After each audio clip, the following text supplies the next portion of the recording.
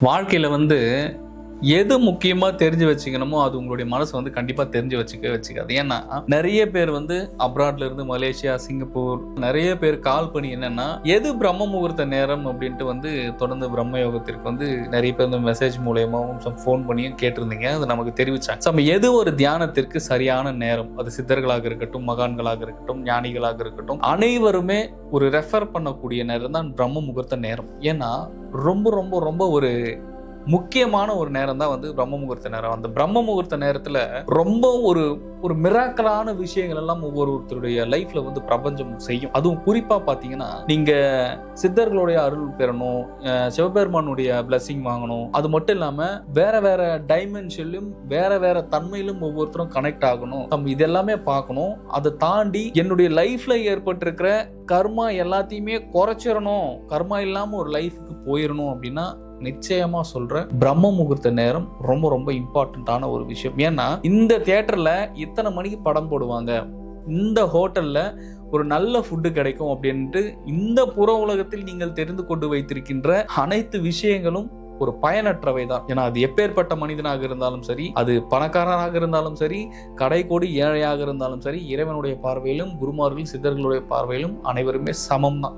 ஏன் இதை நான் சொல்ல வரேன்னா, பொதுவான நேரம் இந்தியாவில் இருக்கட்டும், இல்லை நீங்க ஃபாரின்ல இருக்கட்டும், எந்தெந்த நாட்டில் நீங்கள் வசிக்கிறீங்களோ அங்க என்ன நேரம், அதாவது காலையில 3:30 to 4:30 இது பிரம்ம முகூர்த்த நேரம். அவங்களுக்கு என்ன நேரமோ அதுதான் பிரம்ம முகூர்த்த நேரம். அப்ப இந்தியாவில் பிரம்ம முகூர்த்த நேரம்னா நமக்கு இந்தியாவில் இப்போ பிரம்ம முகூர்த்த நேரம் ஒரு 3 மணின்னு வச்சுக்கோங்களேன். அப்ப நமக்கு இங்க காலையில் 8 மணி இருக்கு. அப்ப நம்ம 8 மணிக்கு பிராக்டிஸ் பண்ணலாமா? அப்படி கிடையாது. பிரபஞ்சத்தை பொறுத்த வரைக்கும் அனைவருக்குமே ஒரே சூரியன் தான், ஒரே சந்திரன் தான், ஒரே பூமி தான், எல்லாரும் ஒரே இடத்துல தான் வச்சுக்கிட்டு இருக்கும். ஆனா கால சூழ்நிலையும் மற்றும் நேரமும் மாறும்போது ஒவ்வொரு இடத்திற்குமே பிரபஞ்சத்தினுடைய எனர்ஜி சக்தி இந்த நேரத்திற்கு ஏற்றாற் போல மாற ஆரம்பிக்கும். நீங்க குறிப்பா பாத்தீங்கன்னா, சித்தர்கள் முழுமையா எந்த நேரத்தை மிஸ் பண்ணுவாங்களோ மாட்டாங்களோ பிரம்ம முகூர்த்த நேரத்துல எழுந்து பயிற்சி பண்ணுவாங்க. அவங்க பயிற்சி பண்ணதுனாலதான் இறைவனோட அருளை முழுமையா பெற்றாங்க, ஞான நிலைக்கு போனாங்க. ஏன்னா தன்னுடைய உடலும் மனமும் ஏற்று கொண்டு வந்திருக்கின்ற வினைகள் அப்படி. இந்த வினையை முழுக்க நம்ம குறைச்சிடணும் அப்படின்னா நீங்க மத்த நேரங்களில் உட்கார்ந்து தியான பயிற்சிகளை மேற்கொள்றது கிடையாது. பிரம்ம முகூர்த்த நேரத்தில் அதுவும் பயிற்சி, பிரம்மயோக பயிற்சியான உயர்ரக பயிற்சிகளை ஒவ்வொருவரும் எடுத்து பண்ணும்போது இந்த மனசுல இருக்கக்கூடிய இந்த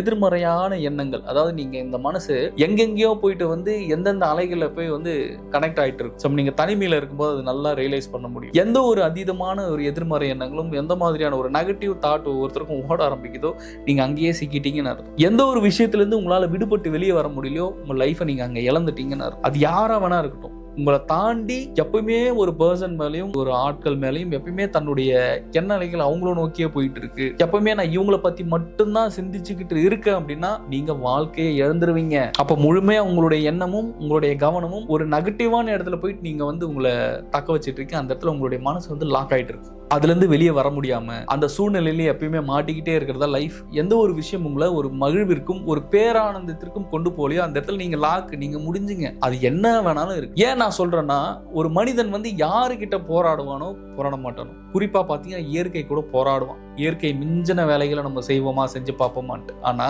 இயற்கையே ஜெயிக்க முடியாது அப்படின்றத அவன் என்னைக்கு ஒத்துக்கிறானோ, அவன் என்னைக்கு அவன் அதை அக்செப்ட் பண்ணிக்கிறானோ, நிச்சயமா அவனோட லைஃப்ல அந்த செகண்ட்ல இருந்து ஒரு சேஞ்சஸ் வர ஆரம்பிச்சிடும்.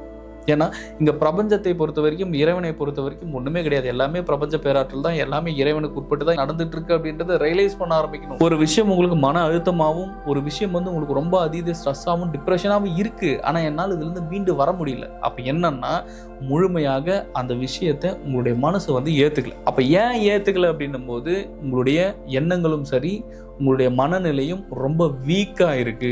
உங்க மனசு இன்னும் பக்குவப்படலை, ஒரு நிதானத்துக்கு வரலன்னு அர்த்தம். அப்படி இருக்கும்பொழுது அப்ப இந்த உடலுக்கும் இந்த மனசுக்கும் ஆன்மாவுக்கும் ஒரு விதமான எனர்ஜி தேவைப்படுது. இங்க எல்லாமே ஒரு ஃபியூல் தானே. ஒரு ஃபியூல் இல்லைன்னா பைக் போகுமா போகாது, கார் போகுமா போகாது, ஃப்ளைட் போகுமா போகாது. அப்போ எல்லாத்துக்கு பின்னாடியும் ஒரு மூலப்பொருளும் ஒரு மூல ஆற்றலும் இருக்கு. அந்த ஆற்றல் ஒவ்வொரு மனுஷனுக்கும் இங்க தேவை. இப்ப நைட்டு ஒரு மனுஷன் தூங்குறான்னா அவனுக்கு தேவையான ஒரு எனர்ஜியும் ஒரு சக்தியும் அந்த தூக்கத்துல பிரபஞ்சத்திலும் தானா இயல்பாவே எடுத்துக்கக்கூடிய ஒரு வல்லமையும் சக்தியும் இயற்கையாகவே இறைவனும் பிரபஞ்சமும் கொடுத்துருக்கு இந்த உடலுக்கு. அப்ப இதை தாண்டி அந்த ஒரு எனர்ஜி நீங்க வச்சுக்கிட்டு காலையில் நீங்க செயல்படுறீங்க. காலையில என்ன மாதிரியான செயல்படுறீங்க? உங்க லைஃப்ல நீங்க வந்து அடுத்த கட்டத்துக்கு போறதுக்கும் இல்ல எப்பவுமே உங்களை ஒரு அமைதி ஒரு பேரானத்துல வச்சுக்கிறதுக்காக நீங்க போராடுறீங்க. ஒண்ணு ஏதாச்சும் ஒரு வேலையை செய்றீங்க, அந்த இடத்துல உங்களுக்கு எனர்ஜி ஃபியூல் தீர்ந்து போயிருது. அப்ப தீர்ந்து போயிட்டோன்னு என்ன ஆகுது? உடல் அப்படியே டயர்டாகி வந்து உடனே வந்து அப்படியே உட்காந்துறீங்களா, படுத்துறீங்களா, தூக்கம், இல்லைன்னா யாரை பத்தியாவது நெகட்டிவா சிந்திச்சுக்கிட்டே இருப்பீங்க. அப்படி சிந்திச்சு சிந்திச்சு சிந்திச்சு தன்னுடைய உடல்ல இருக்கக்கூடிய அனைத்து விதமான சக்திகளையுமே எனர்ஜியுமே வெளியே ஒருத்தர் விரயம் பண்ணிடும் போது நீங்க எங்க இருந்து இங்க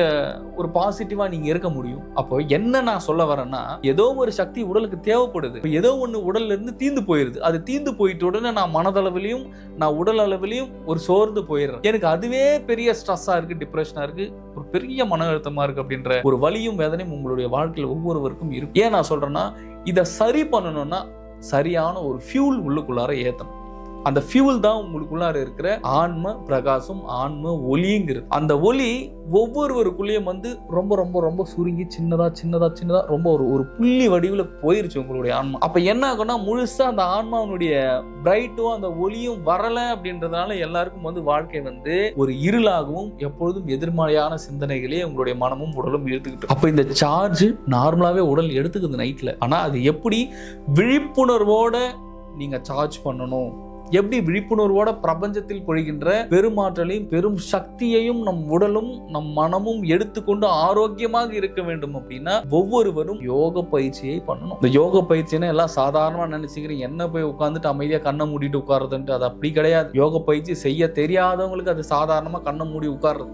நீங்க எந்த கோவிலுக்கு போனாலுமே சிவபெருமானே கண்ணை மூடிட்டு தான் உட்கார்ந்துட்டு இருப்பார், பத்மாசனம் போட்டு. எந்த சித்தர்கள் போனாலும் சின்முதிரால வச்சு உட்கார்ந்துட்டு தான் இருப்பாங்க. என்ன பண்ணாங்க? அப்படி கண்ணை மூடிட்டே இருக்கிறதுனால என்ன வருது? அவங்க கண்ணை மூடிட்டு உள்ள என்ன பண்ணாங்க? அப்ப இதுக்கும் வாழ்க்கைக்கும் என்ன சம்பந்தம்?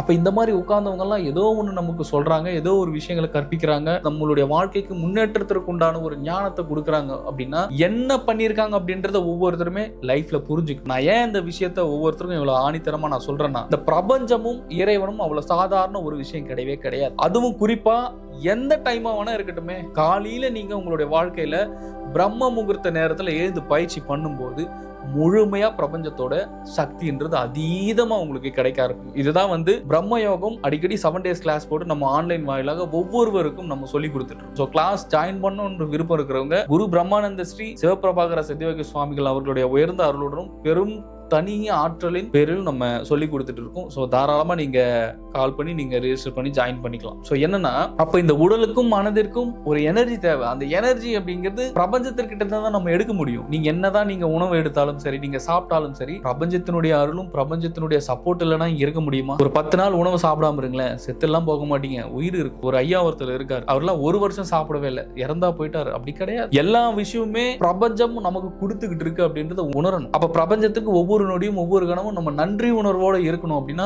ஒவ்வொருவரும் தன்னுடைய ஆன்மாவை ஒரு பெரும் சக்தியாக, இன்னும் அதுக்கு ஊக்கம் அளிக்கக்கூடிய, இன்னும் அதுக்கு பெரும் சக்தியை நம்ம அளிக்கக்கூடிய ஒரு வல்லமையும் சக்தியும் ஒவ்வொரு ஆன்மாவுமே யோக பயிற்சிகளை மேற்கொள்ளணும். யோக பயிற்சிகளை மேற்கொள்ளும் போது மனம் நல்ல நிலைக்கு வர ஆரம்பிக்கும். இந்த நெகட்டிவா யோசிக்கிறது, நெகட்டிவா இருக்கிறது, இந்த கர்மாவுல சொல்றது, இதெல்லாமே மனசோட வேலை. ஆனா யாரு ஒருத்தங்க பயிற்சிகளில் ஈடுபடும் போது முழுமையாக சித்த நிலைக்கும் பேரானந்தத்திற்கும் ஒரு பெரும் உணர்வு நிலைக்கும் நீங்க போகும்போது ஒவ்வொருவருமே நீங்க இறைவனை தேடி போக தேவையில்லை, பிரபஞ்சமும் இறைவனோட அருளும் உங்களை தேடி வந்துடும். ஸோ இறைவன் ஒவ்வொரு கணமும் ஒவ்வொரு நொடியும் பார்த்து கொண்டுதான் இருக்கிறார். நீங்கள் செய்யக்கூடிய அனைத்து செயலுமே சர்வம் சிவமயம். அதனாலதான் எல்லாருமே சிவபெருமானம் நோக்கி தவமானதா இருக்கட்டும், எல்லாருமே இந்த பிரம்ம முகூர்த்த நேரத்தை அவ்வளவு மதிச்சு, உங்களுக்கு கல்யாணம் பண்ணணும்னாலும் காலையில பிரம்ம முகூர்த்த நேரத்துல தாலி கட்டுவாங்க. நீங்க வீடு கிரகப்பிரவேசம் போனாலும் பிரம்ம முகூர்த்த நேரத்துல தான் வீடு கிரகப்பிரவேசம் போவாங்க. அப்போ பிரம்ம முகூர்த்த நேரத்துக்கு எவ்வளவு பெரிய ஒரு சக்தி இருக்குன்னு பாருங்க. ஏன்னா அதீதபடியான அந்த காஸ்மிக் எனர்ஜி அப்படின்றது அந்த பிரம்ம முகூர்த்த நேரத்துல பொழிய ஆரம்பிக்கும். அந்த நேரத்துல இருந்து ஒவ்வொரு பயிற்சி பண்ணும்போது ரொம்ப பிரமாதமா இருக்கும். அந்த நாளும் சரி, உங்களோட வாழ்க்கையும் சரி, பிரம்ம முகூர்த்தம் மாத்தி விட்டுரும். ஒரு சில பேர் கேட்கறாங்க, என்னன்னா அப்ப பால்காரர் டெய்லி காலையில இருந்து பால் ஊத்துறாரு, அவர் என்ன வாழ்க்கையில உயர்ந்துட்டாரா? இதெல்லாம் வந்து தற்குறிங்க சொல்ற வார்த்தை. நம்ம தற்குறின்னு சொல்லுவோம் இல்லையா? அந்த தற்குறிகள் பயன்படுத்தக்கூடிய வார்த்தை தான் வந்து இது. ஏன் நான் சொல்றேன்னா, ஒரு மனிதன் எந்த ஒரு செயலில் தன்னுடைய கவனத்தை வைக்கிறானோ, ஒரு மனிதன் தன்னுடைய கவனத்தையும் தன்னுடைய இலக்கையும் எதில் நிர்ணயிக்கிறானோ அவன் அதுவாகவே மாறிவிடும். இதுதான் பிரபஞ்சத்துடைய பெரும் சக்தி, பெரும் ஆற்றல். இது ஒவ்வொருத்தரும் ரியலைஸ் பண்ணணும். பிரம்ம முகூர்த்தத்து நேரத்துல எழுந்துட்டு நான் டெய்லி நைட் ஷிஃப்ட் போறேன், நான் டெய்லி கம்பெனிக்கு போயிட்டு இருக்கேன், என் வாழ்க்கை மாறிடுச்சு நினைச்சேன்னா இல்ல, நீ பிரம்ம முகூர்த்த நேரத்துல முழிச்சுக்கிட்டு இருக்க, ஆனா நீ சரியானதை செய்யல. அதுதான் எங்க விஷயம். நீ பிரம்ம முகூர்த்த நேரத்துல எழுந்து பால் ஊத்துற, இல்லைன்னு சொல்லல, ஆனா உன்னுடைய கவனம் பால் ஊத்துறதுல இருக்கு, உன்னுடைய கவனம் நைட் ஷிஃப்ட் வேலையில போறதுல இருக்கு. இதெல்லாம் விட்டுட்டு பிரம்ம முகூர்த்த நேரத்துல எழுந்து இறைவனுக்காகவும் உனக்காகவும் உன்னுடைய ஆன்மாவுக்காகவும் உன்னுடைய மனதை தன்வசப்படுத்தக்கூடிய சக்தி கிட்டையும் உன்னுடைய நேரத்தை செலவிடு. இங்க இயற்கையும் இறைவனும் பிரபஞ்சத்தையும் தாண்டி வேறு ஒன்றும் கிடையாது. நீங்கள் இந்த செயலை செய்யும்போது அனைத்து குருமார்களும் அனைத்து சித்தர்களுடைய பேராற்றல் ஒவ்வொரு ஆன்மாவுக்கும் கிடைக்கும் போதும் உங்களுடைய வாழ்க்கை மாறும். இறைவன் உங்களுடைய வாழ்க்கையை மாற்றுவார். நன்றி. இந்த காணொளி உங்களுக்கு பயனுள்ளதாக இருக்கும் என்று நான் நினைக்கிறேன். மீண்டும் அடுத்த காணொளியில் சந்திக்கலாம். குரு கடாட்சம்.